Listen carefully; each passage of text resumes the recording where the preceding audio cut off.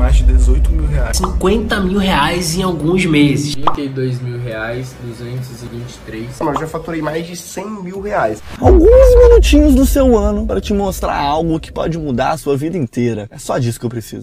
A gente ir pro ping-pong, Carol, vamos falar de fundos imobiliários? Vamos Dá falar de tempo fundos ainda. imobiliários. Professor, fundos imobiliários. Agora, com o aumento da taxa Selic, muita gente fala, eu vou vender. É o que eu mais estou escutando. Vou vender fundo imobiliário. Tá caindo 5%, vou vender, vou sair vendendo. Eles perdem a atratividade? Vale a pena agora comprar? Falar assim, não, vou comprar fundos imobiliários. E que tipo você acha que tá valendo mais a pena? Essa pergunta é muito legal, porque as pessoas falam, mas você tem aí título do Tesouro pagando, né? Selic mais 6, Selic mais 7. Aí eu falo, mas fundo imobiliário é imóvel, né?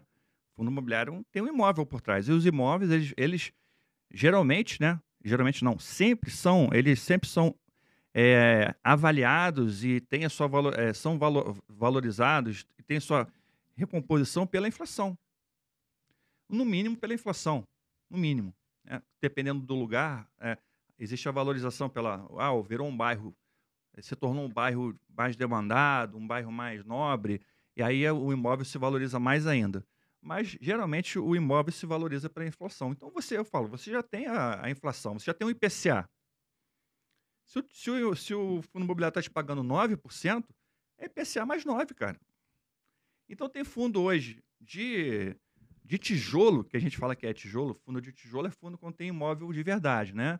Tem fundo de tijolo pagando 9%, 10%. Por quê? Porque o pessoal está tirando o dinheiro do fundo imobiliário e está indo para a renda fixa. E no fundo, se você olhar o fundo imobiliário, ele tem o IPCA, que é a inflação, mais o dividendo, né?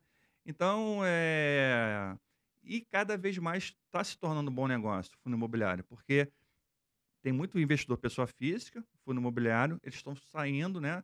Migraram para renda fixa e está se tornando atrativo. Está se tornando muito atrativo o fundo imobiliário agora. Dependendo, lógico, tem alguns fundos que estão caros, mas tem muitos fundos que estão com preços interessantes.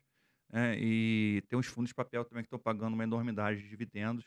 Mas Então, você acha que tá arriscado? Porque tem muita gente que agora fala assim, né? Vou comprar fundo de papel. Você acha que eles ainda estão... Tem alguns que valem a pena? Ou você acha que não? Peraí, avalia. Porque o investidor muitas vezes vai pelo dividendo. exatamente. Né? Não, tem que ter cuidado. Não pode ter só fundo de papel. Né? A pessoa tem que ter uma carteira diversificada. Tem que ter lá lajes, tem que ter logística, tem que ter fundo de shopping, que está muito barato. Né? Você tem que ter uns fundos específicos. Nossa, eu comprei muito... tem um fundo de hotéis, né? Hotéis e flat aqui de São Paulo tá super barato hoje em dia. E o preço caiu na pandemia e continuou praticamente no mesmo patamar. Eu falei, gente, acabou a pandemia. Os hotéis já voltaram, né? O que tá acontecendo? Você vai viajar, você vai arrumar uma viagem para São Paulo de última hora, você não acha hotel. Difícil achar hotel. Fundo de cemitério, também crescendo muito, né? Foi tá sendo um dos mais negociados. Exato. Então tem fundos de... Isso eu não sabia, novidade pra mim. Então eu tava vendo sobre fundos imobiliários e vi isso de fundo de cemitério, que tá sendo muito negociado. Tem fundos específicos, fundos que são monoativos, tem fundos de escola, de universidade, né? Então você tem muita possibilidade para ter uma diversificação. Eu já vi muita gente falando assim, não compre fundo monoativo. Como assim? Se eu comprar 5 fundos monoativos, eu tenho uma carteira multiativo, não tenho? Se eu tiver 5 fundos monoativos, eu vou ter uma carteira com 5 prédios, ou 5 estruturas, né? Então, você pode ter fundo monoativo também. E ter também os fundos de papel. Então, assim, eu acho que o fundo de papel, o erro que eu vejo é a pessoa ter só fundo de papel. Porque tá focado em receber dividendo. Porque tem fundo de papel pagando 15, 17, 18. Só que depende do que ele é atrelado. Cada fundo de papel... Um vai estar atrelado à inflação, o outro vai estar atrelado ao CDI. Enfim, precisa tomar cuidado com isso, né, professor? Porque a hora que a Selic começar a cair, os outros índices provavelmente vão acompanhar. Inflação, IPCA, IGPM, de correção de imóveis. Então, é bom diversificar, né? Por isso que você está falando em diversificar. Tem um pouquinho em cada lugar, né? Exatamente. Eu acho que o fundo de papel, o normal dele não é esse. O normal dele não é pagar esse dividendo todo. O normal é pagar um dividendo ali muito próximo aos fundos imobiliários, né? 8%, 9%, essa faixa. Quando eles voltarem ao normal, eles vão voltar para isso. Mas o que vai acontecer quando eles voltarem ao normal? O pessoal vai começar a vender, né? Vai cair o preço E da cota. Né? o preço da cota vai cair. Então, se você não se incomodar com essa queda do preço da cota, né? E você olhar para a renda que você vai estar recebendo, ok, não tem problema. Mas se a pessoa, eu falo, ó, você está comprando agora, tem que entender que é o seguinte, quando esse dividendo voltar para o normal, né? Esse preço vai cair pela metade.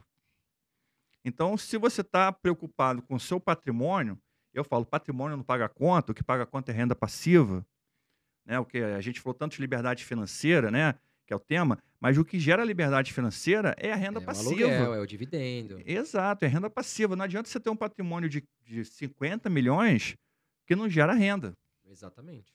Eu conheço pessoas que têm patrimônios aí de milionários que durante a pandemia teve